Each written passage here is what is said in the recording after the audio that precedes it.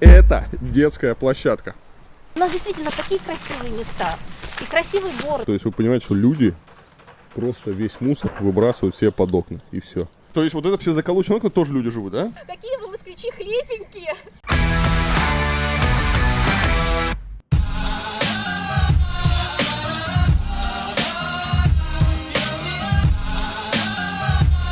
Доброе утро, наконец-таки. Вот смотри, ты обратил внимание, что когда мы были в Финляндии, в Норвегии, шикарная погода, солнце, красота, природа.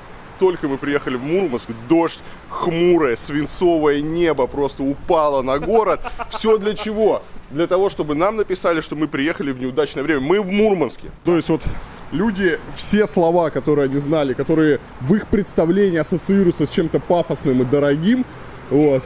Винный бутик «Дипломат». Не злоупотребляют уборкой улиц. Ну ладно. Чувак из лужи мусор убирает. Вот красота. Только мы пожаловались на плохие, да. Кинотеатр «Родина» реставрируют. Очень крутое здание. Надеюсь, его сохранят в первозданном виде. Потому что всегда есть соблазн его заделать какими-нибудь непонятными панелями, поменять остекление, вставить пластиковые двери. И, конечно, это здание утратит весь свой шарм. Но, я думаю, в данном случае его оставят в первозданном виде. Такой пустынный город. Все вымерло. Мы здесь одни. Широченные улицы, широченные тротуары. Друзья, только что у нас был настолько невероятный опыт поездки на троллейбусе, что я даже ничего не снял, но могу вам рассказать пока свежие воспоминания. Во-первых, что меня поразило, это огромное количество рекламы в этом троллейбусе. Там на каждое сиденье накрыты такие рекламные жилеточки. Там висят повсюду эти листики с рекламой. В общем, чуваки выжили просто все, что можно из этого троллейбуса в плане рекламы. Вот. Но троллейбус интересен тем, что это самая северная в мире троллейбусная система. Самая южная находилась раньше в Веллингтоне, новозеландской столице. Ее недавно закрыли, а в Мурманске еще действует. Я уж начал переживать. А если здесь где-то по крышке мусор? Вот. Подожди, а что происходит? Я не понял. Это пи***ц. Я понял, люди из окон просто помои сюда швыряют. Ты думаешь? Машина такая убитая. Вот там местный житель сейчас у нас это расскажет нам, как здесь все получилось. Не-не, я сейчас на него это. Что? Здрасте. Мы с Первого канала. Да? Да, с Первого канала. Снимаем передачу про Мурманск. Ну, про меня. Как вас зовут? Сергей Ерохин. Сергей Ерохин. Как вообще, почему ковер лежит? Что, его выбросили? Не нужен никому ковер? Кстати, это половина ковра. Так, кстати, у тебя на голове нормально у него. Это шапка. Да? Это шапка, да. Как Почему зовут? холодильник выброшен? Как зовут? Илья, а что мусор-то у вас здесь? Потому что помойка стояла вот здесь. Ага. А сейчас тебе перенесли туда. На 100 метров туда, да? Не на 100 метров. А на сколько? Ну, смотри сколько. Один дом, второй. Ну и все, и просто все из окна выбрасывают, да? Можно спросить, как тебя зовут?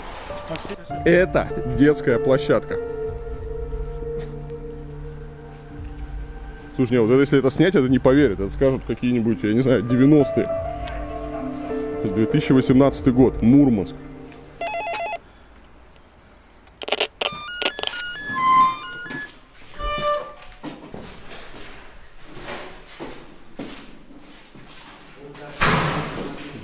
А что у вас тут происходит? Почему такой ужас? Управляющая компания от нас, как бы нам никто не хочет ничего делать. Как бы мы не обращались, чтобы мы не звонили, не жаловались, они вот так. А мусор у вас выбрасывают прямо из окон люди? Ну, то есть там видно прямо в пакетах. Получается, да, что некоторые... И не убирают вообще, да? У вас там все под окном лежит, это... Понимаешь, здесь каким-то саньем еще воняет. Кони приходят. Ты такой выходишь и сразу в лужу. А что здесь так это насрано, да? А потому что здесь люди такие насранные. Это гетто. Понятно. Илья, ну как можно ты здесь вообще нормально, как себя можно чувствовать, скажи? Как можно здесь не материться? То есть они реально со злости на вот эту компанию, которая не выбрасывает мусор, жилищная, которая не занимается всяким благоустройством, они просто на зло ей берут и выкидывают из окна мусор. Здесь так все красиво убрано, то есть здесь работает дворник и лестницу убирает. Но стоит вот посмотреть за... И тут все в бутылках. Все в бутылках с пивом, водкой. И вот с одной стороны, конечно, потрясающие виды открываются. Ты видишь, вот здесь вот, ну, это ж рельеф, как в Сан-Франциско. Тут, кстати, не такое шикарное рабочее место у кого-то, посмотри. Просто директор Мурманска. Ваше мнение о Мурманске? Ну, сначала, конечно, не понравилось. Погода хмурая, но придя в самый лучший офис в мире с шикарным видом на Мурманский порт, я понимаю, что жизнь только начинается. А тут, кстати, вот видно машина директора Мурманска. Ну, то есть, как вы видите, пи***ц вас поджидает в Мурманске на каждом шагу. То есть, вне зависимости от того, на что вы смотрите, на благоустройство, на дома, на дороги, на машины. Тут повсюду такой вот перманентный пи***ц. Но интересно это изучать. Жить бы я здесь, наверное, не хотел, но изучать это интересно. Вот любой город очень хорошо характеризует объявления. Ну, во-первых, понятно, что характеризует, что люди пьют, едят и выкидывают. Здесь все мусором завалено. Но вот идет объявление: деньги под залог авто. Деньги под залог. Наркомания есть выход. Курсовые, дипломные. Ты понимаешь, вот у них прекрасная была природа. Была возможность, как в Финляндии, как в Норвегии, вот, ну, жить среди красоты. Но жить среди красоты никто не хочет, поэтому просто взяли, все засрали. Кресла, покрышки, бутылки, бумажки. Ну какой же пи***ц. Вот ты на это смотришь и не понимаешь, ну что у людей в голове. Вот объясните, как так можно? Как можно блять и выкинуть кресло? Как можно дать свои бутылки? Ну, почему-то никто не убирает. Про мусор можно, конечно, много говорить, но есть один важный момент. Вот мы сколько сейчас с Максимом идем, и я не видел пока ни одной урны, ни одного мусорного контейнера. Понятно, что свинячить нельзя, и кто это делает, это свиньи, это все неправильно. Но что делать вот человеку, у кого вот он выпил свой пивас, да, вот такой гопарь, некультурный, отвратительный, и он хочет этот пивас куда-то выкинуть в урну. Но урн нету ни одной урны, никто здесь ничего не убирает.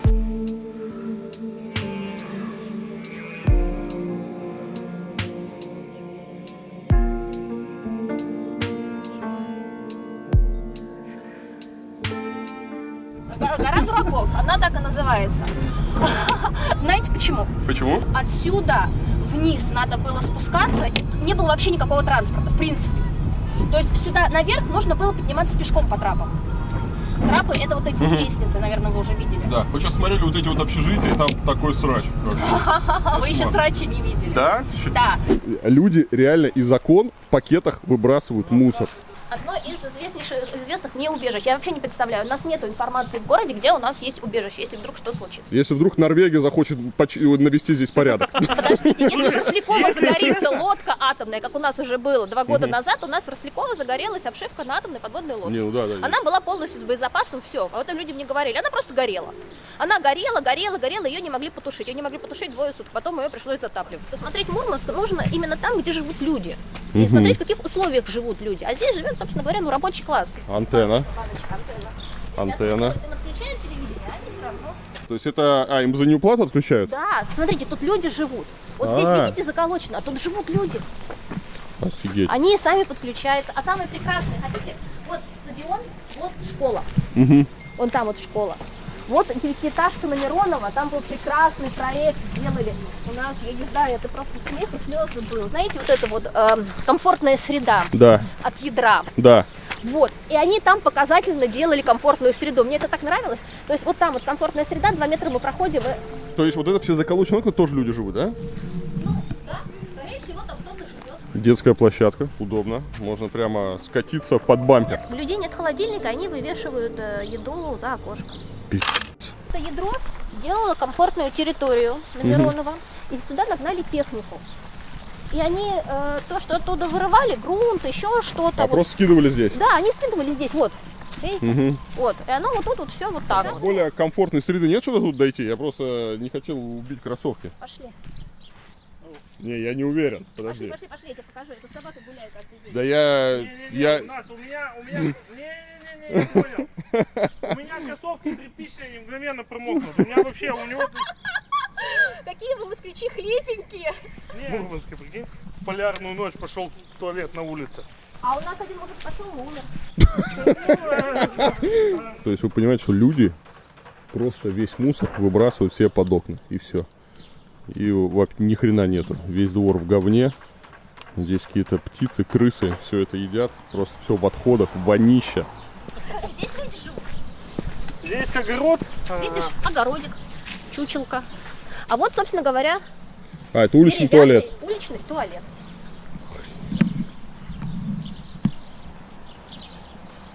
А вот мое любимое место для прогулок. Вот здесь вот у нас, вот где насыпано гравий, начинается комфортная среда проекта Мурманской Единой России. Очень ратовали, они прямо отчитывались, что вот они все построили, и осенью они проект завершили. Видите, новые поставили фонари. На детскую площадку посмотрите, как зимой цементировали, заливали цемент в снег. Очень плохо сделали. Вообще, ну что это, посмотрите, оставили. Здесь приличный, ну как считается, приличный дом, то есть здесь живут приличные люди, которые более-менее платят за квартплату. У нас власти То есть чем... приличный человек, это который платит просто за квартплату. Да, Уже да, приличный. Да, для властей это уже приличный человек. Вот посмотрите, это комфортная среда. То есть это то, что вот сделали сюда, деньги вложили. Это просто какой-то... То есть эту площадку сделали по нашей любимой с вами программе формирования комфортной городской среды, которую Минстрой плодит по всей стране. Это вот эти, когда скоморохи, клоуны с флагом Единой России открывали и пытались жителям дать счастье. Вот здесь счастье вылилось в виде вот этой вот убогой детской площадки. При этом они ее не доделали, я так понимаю. Они больше не будут ничего делать. Все, счастье закончилось. То есть качество... Все в грязь просто поставили, в снег. Снег стаял. Теперь все вот эти вот бетонные основания, куда они вогнали эту ограду. У нас действительно такие красивые места. И красивый город, ну реально красивый город. Когда он светло-серый, жемчужный в солнце, и смотришь на него в 4 часа дня или утра полярным днем, он очень красивый. Но мы живем здесь. Вот здесь вот.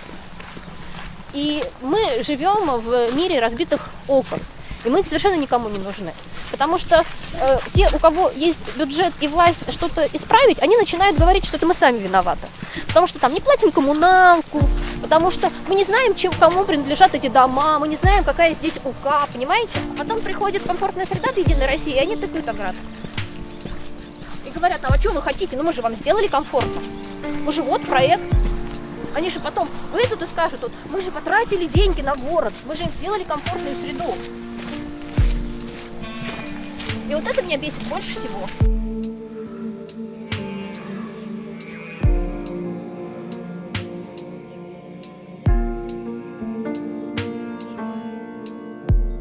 Может, мы действительно приехали не в ту погоду, но я вот такого я не помню, чтобы вот прямо где-то был в таком массовом количестве. Здесь тоже практикуется раздельный сбор мусора. Вот. А здесь собирают спасательные круги и стулья. Здесь собирают матрасы и остатки от мебели. А здесь собирают стекло и пластик. Так, а почему рыбы нет? Ну, лососик свежий-то. Так у нас же санкции на лосось. Какая рыба-то? Не, ну вы... А у нас тут пробуют что-то выращивать, но в том году сколько-то десятков тонн выкинули, там что-то не пошло у них, она заболела, не заболела, какая-то фигня была. То есть русские рыбаки ловят рыбу в Норвегии, получается, да? Ну, моря-то они обладают свойством Ну, понятно, они ловят рыбу и сдают ее норвежцам. Да. А сюда идут пустые. А сюда не идут, потому что проходы, как правило, все незаходные. Они не заходят сюда, потому что они не растаможены. Сейчас русских пароходов практически нет, их остались единицы. Сейчас все пароходы иностранные. Поэтому все просто на Норвегию работают. Поэтому все работают на Норвегию, в том числе снабжение норвежское, вода, запчасти, топливо, масла, тралы, все оттуда, за редким исключением, за небольшим. И они там создают максимально благоприятные условия для рыбаков, максимально. То есть У нас вот сейчас пароход шел в Мурманск, мы в конце рейса все-таки нас загнали в Мурманск. Какой-то опять театр абсурда, как лишний раз подтверждает, что все у нас как-то поставлено наоборот. Пароход идет в порт, не было ни одного довольного человека, начиная от последнего матроса и заканчивая капитаном, который бы радовался. Пароход после рейса русский идет в родной порт, приписки Мурманск, ты куда, ты че, как бы домой идем. Все, это писанина, это какие-то акты, какая-то хрень. В общем, ну, целыми днями, там несколько дней, несколько вахт все заняты только тем, что мы готовимся зайти в Мурманск, мы там чистим что-то, ну чистим-то ладно, это как бы пароход и должен быть чистым, но вот эта вся писанина, подготовка к приходу там всех этих проверяющих структур, организаций, ладно бы таможня, погранцы, так нет же, еще же, ну там до 19 проверяющих структур приходит, и все они что-то хотят. Упрощенку вроде пытались ввести, что-то она не пошла, потому что для того, чтобы возить, например, охлажденную рыбу, пароход надо же быстро оформлять. А этим как-то все это застопорилось и очень сложно. Лучший район города, правильно? Старейший. Почему? Старейший. Ну, Старейший район города. Не, ну он какая красота. Я пытаюсь что-то хорошее найти. Кто-то цвета подобрал необычные. Что? Да, сочетается очень желтый и фиолетовый. Да, вот это, кстати, какая-то парадоксальная ситуация. Вот ты смотришь в Норвегии на дома, и там им как-то удивительно удается подбирать цвет. Вот там, они что же там красные, зеленые, крыши. Основной цвет, по-моему, Вот смотри, половой Илья, краски Илья. домов. Красный. Смотри, если убрать отсюда желтый и фиолетовый, сиреневый, да, вот шикарно смотреться. Белый с серым, да?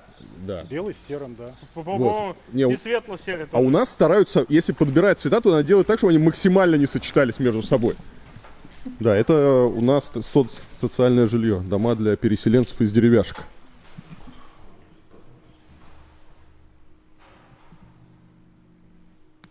Значит, нужно перейти через завалы.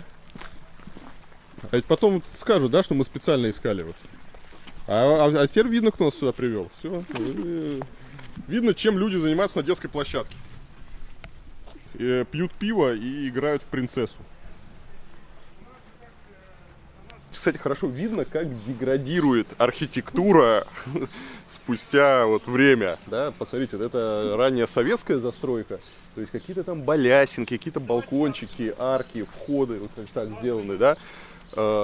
И вот это вот новое жилье, просто примитивные коробки без деталей, вообще без души. Смотри, целое приключение. Нужно перепрыгать по покрышкам до двери. Так, мы приехали к дому, где живет губернатор Мурманской области. Вот.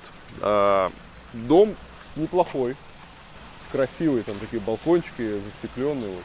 Хочется верить, что здесь нету срача, но нет.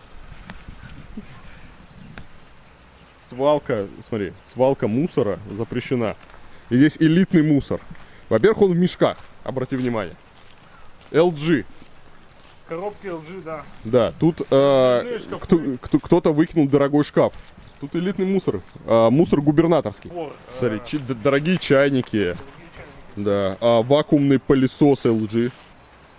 Пиво охота крепкое. Не, все-таки приятно, да, что люди близки к народу. Вот дом, где губернатор живет. И вот. Ну что, Максим, скажете про Мурманск? Как впечатление? Ужасный город. Я не ожидал. Я думал, что это крупный город, там, Северный Полян. Ты вообще видел нечто подобное где-то? Я думал, что Светогорск дно нас не постучали. С Мурманском такое дело, знаешь. Это же не маленький город. Да, это столица. Это же большой город, здесь порт, здесь деньги какие-то есть. Да.